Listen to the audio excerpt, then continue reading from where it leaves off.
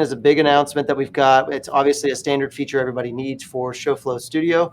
And so recording's kind of fun.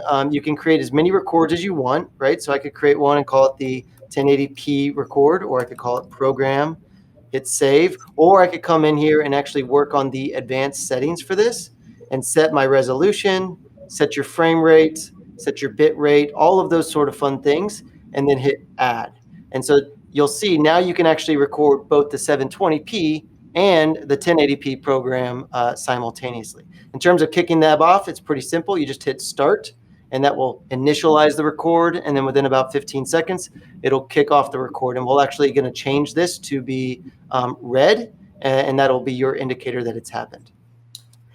Down here, this is actually where when you hit stop on a record, we're actually going to drop your recording.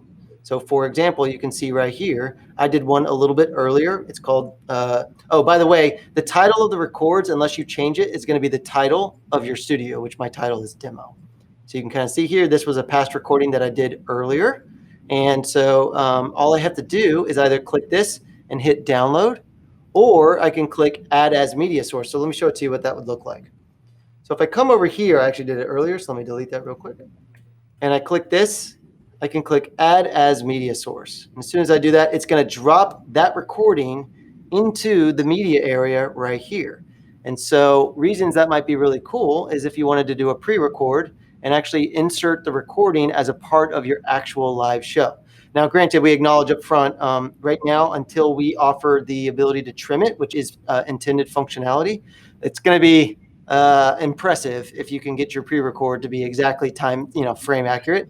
But directionally, you should see that that's where we're going, right? Add media as a source. It shows up down here. And a great example of how that might actually play out. Let me turn the music off.